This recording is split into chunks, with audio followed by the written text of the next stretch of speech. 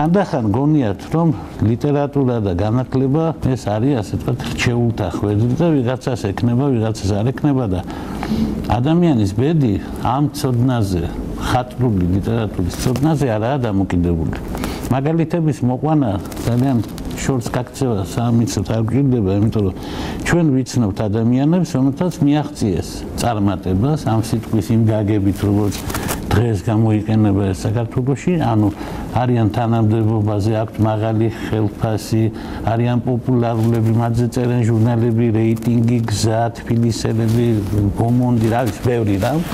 და ისინი არიან ღრმად წარმატებული ადამიანები და თქვენ იცით და მეც ვიცი და თვითონაც იციან, რომ ერთი წიგნიც არ წაუგითხავთ არასოდეს. ბუნებრივია, აქედან ჩდება კითხვა მაშინ რა საჭიროა, რატო ვიწვალოთ, რატო დავკარგოთ ძვირფასი დრო. ერთი მოზრდილი წიგნის წაკითხვა სჭირდება სუფთა დრო 8-10 საათი. დიდი წიგნების წაკითხვას, ძალიან დიდი წიგნების წაკითხვას მეტი დროც უნდა, მაგრამ ჩვენ იმას როგორც წესი თითო წიგნებად, ანუ ტომებად ყოფთ ხოლმე. სოფლიო ლიტერატურის კომპენდიუმი, რომელსაც მე ვასწავლე, რომ წაიკითხოთ, გჭირდებათ სულ ცოტა 60-ჯერ 10 საათი, ანუ 600 საათი. 600 საათი ესე მიყოლები, შეიძლება ძალიან მალეც იყოს, მაგრამ დღეში თუ 5 წუთს კითხულობ, შეიძლება მთელი ცხოვრება გაგრძელდეს. და საჭიროა კი ამდენი დროის დახარჯვა, როდესაც ეს დრო შეიძლება დაახარჯო რამე ჭკვიანურს, მაგალითად დისკოთეკაში გაიცნო ის ფიგურა, რომელსაც შეუძლია წინ წაგწიო ძალიან სწრაფად ამა თუ იმ მიმართულებით. ეს კითხვა, ჩემთვის კითხვა არ არის, მე კი ვიცი მაგაზე პასუხი, მაგრამ თანამედროვე სამყაროში ეს სერიოზული კითხვაა, იმიტომ რომ ბევრი უსვამს ერთმანეთს ამ კითხვას და ამბობს, რომ რა, იმან თუ არ წაიკითხა, რამე დააკვდა თუ რაშია საქმე და აშენო. ჩვენ ვიცით, რომ არსებობენ წარმატებული მოღვაწეები, ფიგურები, მათ შორის რაც უნდა ისწავლოთ იმ დარგში წინწაწეული ჟურნალისტები, რომლებიც ხანდახან მოულოდნელ კითხვებს სვამენ, მაგალითად ეძებენ მრავალი ათეული წლის წინ გარდაცვლილი ადამიანების მობილურ ტელეფონებს და სხვა. რა კიდევ იყო ასეთი, რომ ამერიკის შეერთებული შტატების კონგრესმენმა ბრძანება გასცა დაეპატიმრებინათ 2500 წლის წინ მკვდარი ავტორი არისტოფანი, იმიტომ რომ ძალიან კომუნისტურად და უღმართად მოეჩვენა. მე იმის თქმა მინდა, რომ გაუნათლებელი ხალხით სავსეა მსოფლიო.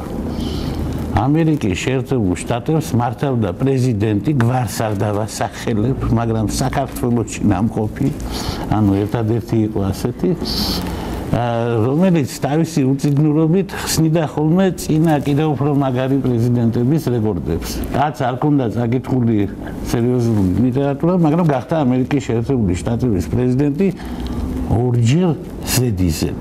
აი პრეზიდენტ ბუშის ცხოვრება ცუდად წავიდა, ძირითადად სვამს.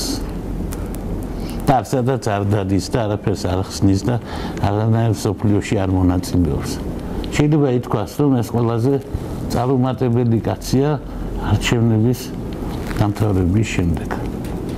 საქმე ის არის, რომ წარმატებები არ იწყება და არ მთავრდება პროფესიონალურ სფეროში. წარმატებები ადამიანს ჭირდება პერსონალურ ცხოვრებაში, მანამ სანამ მოკვდება. ანუ, როცა თქვენ მე მომიყვებით, რომ ვიღაცა ძალიან წარმატებულია, მე ყოველთვის გეტყვით არა ცინიკურად, არამედ დიდი სიყვარულით, რომ ჯერ დაამთავროს ამ ქვეყნად არსებობა და მე შევაფასოთ, იყო თუ არა წარმატებული. ჩვენ ადამიანებს ძალიან ხშირად გვეჩვენება, რომ წარმატება ვიცით რა არის. ეს არის პირდაპირ პროპორციული იმისა, თუ იცი რა არის წარმატება, ეს ნიშნავს, რომ შენ არ ახარ ჩართული სოფლიოს ერთ სპეციფიკურ ქსელში. ახლა თქვენ გეწყინებათ და გეტყვით მე. სოფლიოს ბევრ ქსელში თქვენ ჩართულები ბრძანდებათ. ეჭვი მეპარება, რომ რომელიმე თქვენგანს არ კონდეს ელექტრონული მისამართი. კაც შეიძლება არ კონდეს სახლის მისამართი, მაგრამ ელექტრონული მისამართი გვაქვს ხოლმე და თან ამდენიმე. ასევე ეჭვი მეპარება, რომ თქვენ Skype-თან რომელიმე VoIP-თან რაღაცით არ სარგებლობთ და ძალიან ძნელი წარმოსავალი. მაგრამ არსებობს ერთი ქსელი, რომელშიც ყველა არ არის ჩართული. ლიტერატურა რაც გაძლევთ, არაფერს ერთი რამის გაძლევთ. ლიტერატურა თქვენ ჩაქრთავთ სპეციფიკურ ქსელში, რომელშიც არ ახართ ამ წუთას. და რას მოგცემთ ეს ქსელი ასეც მოდი აი ეს კითხვები დავსვათ ძალიან ქუჩაში კაცი მიდის და ჩართულია ლიტერატურის ქსელში ფიქრობს ახლა ამ წუთას ჰამლეტზე მაგალითად და რას აძლევს გადასვლის დროს მანქანა გამოექანება იმას არ დაარტყამს თუ რა რითი ჯობია იმას ვინც ახლა ამ წუთას ფიქრობს ბოზბაშზე ან ხინკალზე ან რამე კაცურზე მთავარი პასუხი არის რომ ლიტერატურა რაღაცას გვაძლევს ისე არ არის რომ არაფერს არ გვაძლევდეს რაღაცას გვაძლევს უბრალოდ ის რასაც ლიტერატურა გვაძლევს ძალიან მოუხელთებელია და საჭიროა ესეთ ხანგრძლივ საუბარს იმიტომ ის პირდაპირ არ გვაძლევს ანუ ეს არ არის როგორც მათემატიკა ისწავლე და უკვე გაქვს ფორმულა ტრიგონომეტრიული იცის ამ კუთხედის აგება ლიტერატურა შეიძლება ისწავლო მაგრამ ვერ დაწერო ერთ-ერთი მოთხრობა ეს მართალია ვერ ააგო მაგრამ რაღაცას მაინც მოგცემთ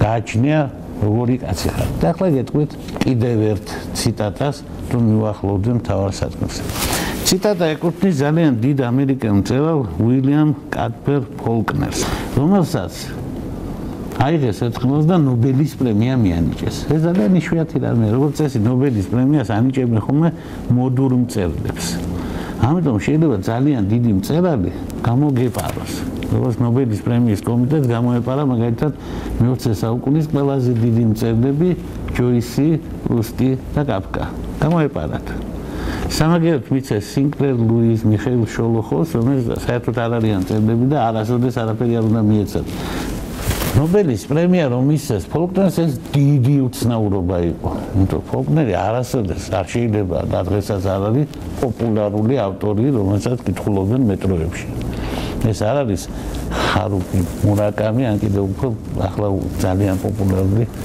ეს ბრაზილიური მწერალი ვალის დასახელებაც მეზარება არც ხმას ჩემს საქმარელ ქვეყანა ბრაზილიას საქმე ის არის რომ ნამდვილი მწერლობა იშვიათად იმსახურებს ასეთ შეფასებას აი ფოლკნერს მისცეს შეეშალათ და მან თქვა სიტყვა ამ სიტყვაში მან თქვა რომ მეო ვიცი რომ ადამიანი გადარჩება არა მარტო იმიტომ რომ ადამიანი ერთადერთი არსებაა რომელსაც ხმას ვერ ჩააწყვეტინა და სამ ცოცხალია კიდევ კვნესის ანუ ხმას იღებს ერთადერთი ცხოველია ვინც ასე იქცევა დედამიწას და ფოლკნერი ამბობს რომ ადამიანი არა მარტო ამიტომ არის მაგარი რომ ბოლომდე კვნესის არამედ ადამიანი მაგარია იმიტომაც რომ მას აქვს სული მას აქვს ზნება მას აქვს სუნთქვა მას აქვს მისწრაფება მას შეუძლია თანაგრძნობა მას შეუძლია მსხვერპლის გაღება და მწერლობის მოვალეობა სწორედ ეს წეროს თქვენ შეგახსენოთ რომ ადამიანი დიადი იყო იმით რომ ვაჟკაცი იყო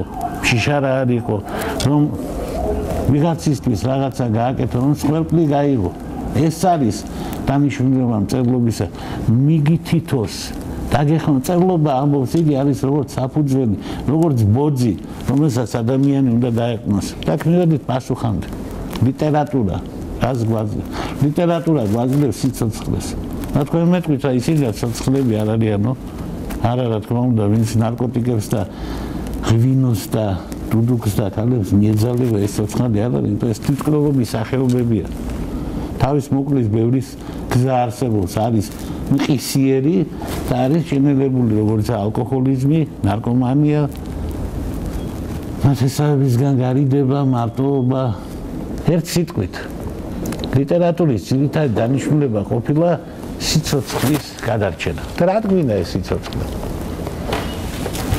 სიცოცხლე ხო რაღაცისთვის უნდა გინდოდეს არის წიგნები რომელსაც რო კითხულობ შიგნით შეხვდება ბუნების აღწერა და ნერვები ეშლება და გადაფუცვა და არის წიგნები რომელშიც რო დაიწყება თავიდან რაღაცის აღწერა რო დაიწყებ ფურცლას გახვალ ბოლოში თუ მეტი არც არაფერი არ იქნება ანუ სულ ფურცლავ არის წიგნები რომელშიც არის წინადადებები რომელიც ძლდება 60 გვერდი მაგალითად და წერტილი არ არის მარსელ პრუსტთან მაგალითად შეიძლება მაგით არა ქართულად და არიან წერლები რომელიც წერენ მოკლე წინადადებებით და ხდებიან საოცრად პოპულარულები ჩემს მიერ არ ნახსენები კოელიოდან დაწყებული თქვენთვის კარგად ნაცნობი ჰემინგუეით დამთავრებული იმისთვის რომ ადამიანს მისცა სიცოცხლე, ისიც უნდა უთხრა რაში ჭირდება სიცოცხლე. ყველა წიგნი ადამიანზე, ყველა ფურცელი ის ბუნების აღწერას ადამიანზე, ისიც ადამიანის თვალითაა დანახული და ისიც ადამიანის შიგნით რა ხდება იმისთვისაა გაკეთებული. ერთ-ერთი ყველაზე გენიალური ქართველი ავტორი ბარათაშვილი როცა ბუნებას აღწერს, იმ ბუნების აღწერას თავისთავად არანაირი ფასი არ აქვს, ის არა ბუნების მესაიდუმლე და მას არ უყვარს ბუნება, ის მოკლედ ის არ არის მწვანე პოეტი. ეს არც ვაჟა-ფშაველა არ არის, რომ ბუნების მაგივრად ილაპარაკოს. ის გელაპარაკება ადამიანს. ის როცა გეუბნება, რომ მთვარე, დისკო გადახრითი ყურება, ჩვენ უნდა დაინახოთ დამცინავად მომზირალი ადამიანის და მე ვიცი რომელი ადამიანის სახე. რომელიც თავის ეპოქაში ულამაზეს ქალად ითვლებოდა, დღეს შეიძლება ეს ასე არ იყოს. და რომელმაც ბარათაშვილის გზნობას უარი უთხრა, არა იმიტომ რომ ღარიბი იყო, არამედ იმიტომ რომ არ უყვარდა.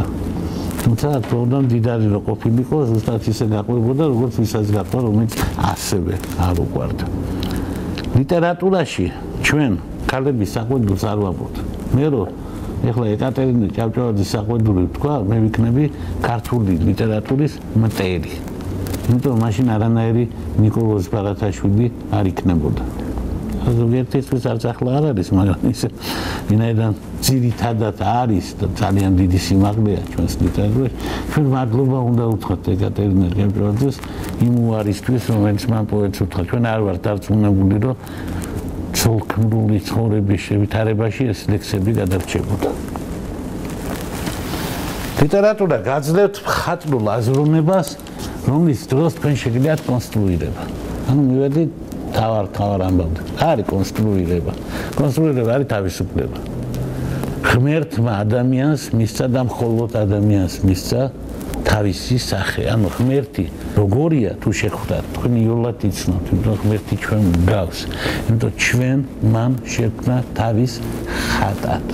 იცით აქ იმ ხელა სიბრძნე აჩადებული, რომ ხანდახან ვფიქრობ, რომ საიდან იცოდნენ ამ ძველმა ადამიანებმა ამდენი ამბები. დღეს მეცნიერებამ აღმოაჩინა, რომ თუ სადმე დედამიწის მიღმა არსებობს ცივილური საზოგადოება, სადმე თუ კიდე ჩვენს გარდა არსებობენ ცივილური ვიღაცეები, ანუ არსებები, რომელიც გონებით არიან აღბეჭდილი და სხვა, ისინი თურმე აუცილებლად ორ თვალს, ერთ ყურს, ორ ნესტოს, ორ ყურს, ორ ფეხს და ორ ხელს უნდა ფლობდეთ.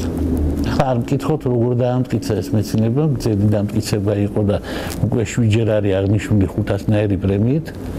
მაგრამ ამაში არის სიბრძნე უზარმაზარი, იმიტომ რომ თუ ჩვენ მართლა ვიღაცამ შექმნა თავისნაირად შექმნა, ჩვენ უნდა ვიცოდეთ სხვანაირი ვერცად ვერაფერი ვერ შეიქმნებოდა. ან თუ სადმე სიცოცხლე არის, ჩვენ იმას იოლად ვიცნობთ.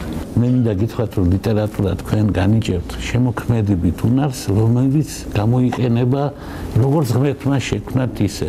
თქვენ შექმნილი ხართ თავისუფალი.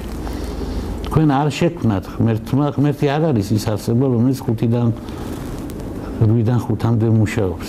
ღმერთი 24 საათიან რეჟიმში ღმერთია. შესაბამისად, ღმერთს არ შეუქმნია კლერკი, რომელიც რაღაცა უნდა დაჯდეს. ახლა ვინმე არ იფიქროს, რომ ამ ჩვენი საუბრის მერე თუ გახდა კლერკი ძალიან საწყენი იქნება ჩემთვის ან მისთვის. გახდით ხო რაც გინდა და როგორც გაგიხარდება. უბრალოდ ღმერთს ეს არ უთქვამს თქვენთვის ეს კენითო. იმან გითხრათ მე და მე მსგავსად ჩემნაირი თავისუფლება მოგანიჭათ. თავისუფლება იმას ნიშნავს, რომ უფროსი არის დეგენერატი. ეს ამ თავარი თავისუფლება. უნდა იცოდეთ, ნებისმიერი უფროსი არის მიღებელი. ესა თავისუფლების თავარი იდეა. მაგრამ კულტურა გვეუბნება, რომ ახლა უფროსობის გარეშე არ გამოდის, ამიტომ ჩვენ ამას სწავლობთ. თავისუფლება გეუბნება, რომ ყველა ქალი შენია, მაგრამ კულტურა გეუბნება, რომ ერთი ცოლი მოიყვანე. თორე ბუნებამ გითხრათ მამაკაცებს, რომ რაც შეიძლება გამრავლდით ამ ხანაგებო. ღმერთი გამრავლებაშია. თავი შეიკავეო, უფალს არ უთქვამს. კულტურა გვეუბნება, რომ ერთი კაცი, ერთი ქალი გეკუთვნის. ბუნება სხვა რამეს გეუბნება. ღმერთი სხვა რამეს გეუბნება, წიგნი სხვა რამეს გეუბნება. მე მინდა გითხრათ, რომ სინდისი არის შეზღუდვა. თავისუფლების შეზღუდვა. ადამიანს ჭირდება ორივე. სინდისი ჭირდება, მაგრამ თავისუფლება ჭირდება. კაცი, რომელსაც ერთხელაც არ უცდია, უფრო მეტი ყოფილიყო, ვიდრე არის, ანუ ერთხელაც არ უცდია ღმერთი ყოფილიყო, ანუ თავის სამყარო შეექმნა, უფრო ნაკლებია, ვიდრე კაცი. ამბობს პოლ ვალერი, დიდი ფრანგი პოეტი, აკადემიკოსი.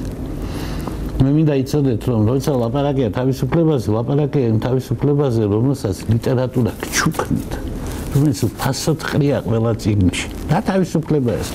ის თავისუფლებაა, რომ ცხოვრებაში ერთხელ რაღაცა შეგემთხვევა. ყველას დაგვიდგება კრიტიკული მომენტი. ან ხელს მოგჭრიან, ან თავს მოგჭრიან, ან შვილს მოგვიკლავენ, ან ცოლს დაგვართმევენ, ან ქალიშვილს, ან სამშობლოს გაგვიპატიურებენ, ან დაგვაპატიურებენ. ჯვარი წერიათ ყველაფრისგან. მაგრამ რაღაც ტკივილი ადამიანს შეხვდება. ფსიქოლოგებმა იციან, რომ ორი უმძიმესი ტრავმა არის პირდაპირ გზა ინდივიდუალური მითისკენ, ანუ სიგიჟისკენ. ხოლო თქვენ ეკნებათ იმუნიტეტი. ორი ტრავმა კი არა, 17 ტრავმა ვერაფერს ვერ უზამს ადამიანს, რომელიც ჩართული არის სოფლიო სალიტერატურო ქსელში. იმიტომ მან იცის, რომ რაც მას შემთხვევა, უკვე შემთხვევა რამდენი ხნის წინ ჰეკუბას. ან ვინმე სხვას. მას ეს მხატვრულად გააზრებული აქვს. მან უკვე იტირა ამისთვის. მან უკვე გამოიტირა ეს. ამიტომ ვიკითხოთ წიგნები, ეს ნიშნავს შევიქმნათ იმუნიტეტი.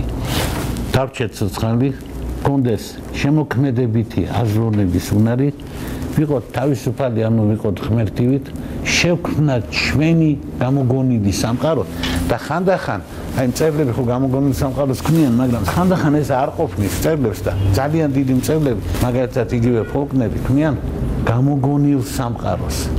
ანუ თვითონ სამყაროც, რომელიც მათ აღწერეს, თბილისი რო ეთქვა, ესეც ხო გამოგონილი იქნებოდა, მაგრამ აიღო და იაკნო პანტოფა გამოიგონა ეგეთი მხარი, რომელიც საერთოდ არ არსებობს. ის როგორც რუსთავმა მულღაზანზარი გამოიგონა, რომელიც საერთოდ არ არსებობს. წერალი არის თავისუფლება. თავისუფლება არის ის, რაც ღმერთმა მოგცათ. მეტი მას ჩვენთვის არაფერი არ მოუწია. მან მოგცა თავისუფლება. თანჩენი ყველაფერი ჩვენი გაკეთებულია. სინდისი ჩვენ თვითონ მოვიფიქრეთ, ჩვენ თვითონ მოვიფიქრეთ აკრძალვები, ჩვენ თვითონ მოვიფიქრეთ კულტურა, როცა ერთი ცოლი უნდა ყავდეს და არა საჭირო ბევრი, ჩვენ თვითონ მოვიფიქრეთ რელიგია, ჩვენ ყველაფერი ჩვენ მოვიფიქრეთ. იმან ჩვენ მარტო ერთი რამ მოგცა. და წარმოიდგინეთ, რომ ის რაც ღმერთმა მოგცა, დღემდე ცოცხალი არის მასალის სახით, რომ განვაახლოთ ხოლმე და რომ ჩვენში არ ჩაკდეს ეს თავისუფლება, ეს არის ლიტერატურა. ამას გასწავლეთ. ანუ როგორც კი აღმოჩნდებით თუ მდგომარეობაში იმ წუთას ჩაერთვება ლიტერატურული ანტივირუსი და გადაგარჩენთ. თორე ხო გითხარით, ორი ტრავის მერე გახდები გიჟი. თითქმის აუცილებელი. აი მაგალითად დოსტოევსკის ჰქონდა ტრავმები, ასეთი. 16 წლის ასაკში მამამისი გლეხებმა მოკლეს, იყო მემამულე აჩეხეს ნაწილ-ნაწილ. დოსტოევსკი ჩამოვიდა და ნაწილ-ნაწილ მამა ააწყო და დამარხა. მე მგონი ხვდებით, რომ სერიოზული სულიერი ტრავმაა. ამის შემდეგ დოსტოევსკი დაიჭირეს სხვა რამის გამო. თავზე ჩამოაცვეს ტომარა, გაუკეთეს ყულფი და უთხრეს ახლა ჩამოგახჭორთო. და 5 წლის წუთის მერე ყულფი მოხსნეს და უთხრეს აღარ ჩამოგახჭორთ, ხელმწიფემ შეგიწყალა აი ახლა ამ წამშიო. ორი კაცი იქვე გაგიჟდა. დოსტოევსკი არ გაგიჟდა. ამის შემდეგ მას შვილი მოუკვდა. ამის შემდეგ მას დაწერილი რომანი დაკარგა. თავიდან ბოლომდე დაწერილი რომანი. დოსტოევსკის რომანი. დიდი პატივისცემით ლაშა ბუღაძისადმი, მაგრამ მაინც არა ლაშა ბუღაძის, არამედ სწორედ დოსტოევსკის რომანი დაიკარგა. და მაინც გადაიტანა. ჩამონათვალი დავამთავრებ, რა მოხდება თუ არ წაიგითხავთ. რაფერცუდი არ მოხდება. როგორც გითხარით, რაღაც იმდიდრებზე ვარ სიტყვით, მაგრამ იცხოვრებ შენთვის, რომ სოფლიო ჩაივლის შენს გვერდით. თუ გინდათ ხატულად გეტყვით ამ სახეს. ფელინის ფილმში რვანახევარი არის ასეთი კადრი. პატარა ქალაქი თუ სოფელი ზღვისპირა გადის ზღვაში, რომ დაინახოს დიდი გემი იტალია, რომელმაც უნდა ჩაიაროს. და ახლა მაინც მათ სოფელთან არ ჩაივიდნენ, ამიტომ ზღვაში გადიან, ღია ზღვაში, რომ გემა უნდა ჩაიაროს. და აქ მე მხიარულობენ ელოდი და ჩაეძინებათ. და ჩუმად წყნარად სანამ ჯინავს ეს პატარა ნავები და უცებ გამოშვა უზარმაზარი შავი გემი ჩაიგდეს. ნარად ჩუმა თუნდაც მასე ჩაგივლით ცხოვრება თუ არ წაიგითხოთ რა მოხდება უგან დაბრუნდებით ქალაქში ცხოვრება გაგრძელდება ხელფასი იქნება ზუსტად თვის ბოლოს და პრემიაც თავის დროს შესაძლო წარმატების შემდეგ უკითხავ კაცს პირველივე წარუმატებლობა გააფუჭებს ცხოვრება დაუდეს პატარა კენჭს რომელიც მისთვის იქცევა ლოდად ცნობილი ამბები მაგ როკფელერები თავს რო იტლავენ და ასე შემდეგ თუმცა კი ყველაფერია მაგრამ არსებობს ასეთი ტერმინი ტედიუმ ვიტე ღმერთმა დაგიფაროთ არავის დაგემართოთ ცხოვრების მოყინჭება ქვია დროს უკვე არაფერი არ გშვენით მილიარდები გავს ყველაფრის ყიდვა შეგიძლიათ ხედავთან რომ ყველაფერი იღიდება მაგრამ ეს აღარ გაინტერესებს ამაზე ბევრი არის დაწერილი და ნათქვა თავისი სიდიადით ეს ყველაზე მაგარია შეიძლება დაგდრგუნოს რომელიმე მარტივმა ბრძნულმა აზრმა მაგალითად რომ 2x2 4-ია და თქვენ მოგეჩვენოთ რომ ეს რა აღმოაჩინეთ ნარკომანებს ეცოდნენ თუ ვინმეს მოუწევია შეუძლია გულში ჩაიფიქროს ახლა ეს მე რას ვამბობ იმას ეცოდება ნარკომანს ეჩვენება რომ ძალიან მაგარი აზრი მოუვიდა თავში დაახლოებით ესეთი რომ 2x2 4 ხანდახან ისინი ამას იმდენად ღრმად თვლიან რომ იწერენ და მე როცა გამოფხიზლებულები კითხულობენ გაუგნებულები არიან რაც სულელე წერი ეს აუცილებლად ემართება ადამიანს რომელსაც წიგნი არ აქვს წაკითხული აუცილებლად შეიძლება თქვას რომ მან დიდი აღმოჩენა გააკეთა რაღაცას ხედავს და აუცილებლად გამოიგონებთ ველოსიპედს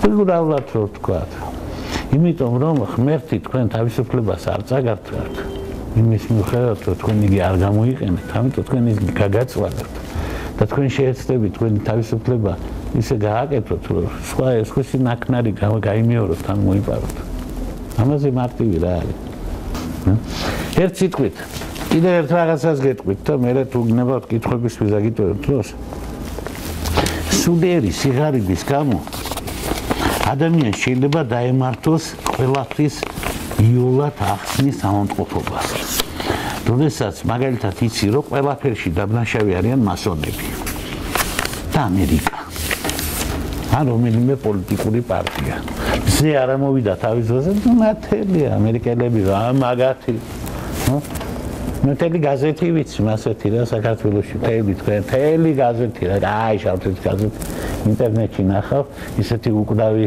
სევდიანი სიმღერა დაგეჯახება როგორც არის ჩემო კარგო ქვეყანა მომენტ წყევასავითაა მართალია არასოდეს არ გავიხარეთ ჩვენ კათოლიკმა ვიღაცებს ჩვენს ჰიმნად უნდათ არც კი ფიქრობდნენ იმაზე ასაშინელება ჰიმნად აიღო რომ აწყო რომ არ წყალობს არასოდეს მომავალი რო შენ ჩვენ ჭირდება ცხოვრება დღეს ახლა და არა მომავალში ამიტომ 33-100 იცით ქართულის მასწავლებელი თუ არ გივარგოდათ ეგ დიდი პრობლემა არ არის პირველი წიგნი უნდა წაიკითხო როგორ გითხრათ ახლა ძალით მე მომხრება რომ ბავშვები დავიჭიროთ ჩავაგდოთ და წავაკითხოთ ძალით და ვცემოთ და რა იმიტომ რომ ეს ხელოვნება კითხვის თუ დაიკარგა მე ადამიანი ამას ვერ ეზიარება თქვენ გაქვთ ალტერნატივა ეზიაროთ ამ სოფლიო ლიტერატურას მისი სუროგატის კინოს სახით კინოს ერთი ნაკლი აქვს კინო კლავს წარმოსახვას მე რომ ვკითხულობ მე დღეს რომ მეჩვენება რომ ანა კარინინა აი ასეთი ქალია და აი ესეთი ფეხია და ასეთი თვალი აქვს ხვალ რომ ვკითხობ მე მეჩვენება რომ ასეთი კი აი ისეთი მეზობლის ქალი რომ მომიწონა ახლა იმას გავს და თქვენ მეუბნებით არა კირა ნაიტლის გავსო სინდისობა კინო ეს თავისებური დიდი ხელოვნებაა რა თქმა უნდა მაგრამ იმას არ იძლევა მოკლედ ღმერთმა მოგცა ჩვენ მარტო ერთი რა ლიტერატურა ასე წერია პირდაპირ ასად არ წერია პირველიდან იყო კადრიო წერია პირველიდან იყო სიტყვა კადრი აგება აუდიოვიზუალი და ასე შემდეგ ეს ყველაფერი ძალიან კარგია მაგრამ მე პირველი არის სიტყვა ამიტომ ხელოვნებაში პირველი არის პოეზია ხელოვნებაში პირველი არის ლიტერატურა მე მოდიან ყველა დანარჩენები ჩარაპატებული არიან ერთმა დიდმა კაცმა დაამტკიცა მეცნიერულად რატო დგას მუსიკა მხატვრობაზე უფრო მაღლა. დასამტკიცებელი ბევრი არაფერი არისო, მაგრამ მაინც იცით რატო დგას? მხატვრობაში რაც არის ბუნებაში ყველაფერია.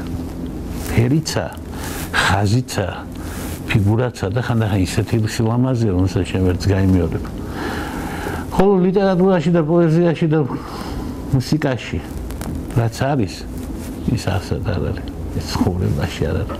არ დაიჯერო თუ რომელიმე ჩიტი მართლა ნოტებზე გალობდეს და ისე მღეროდეს როგორც ადამიანი. ეს ყვილი.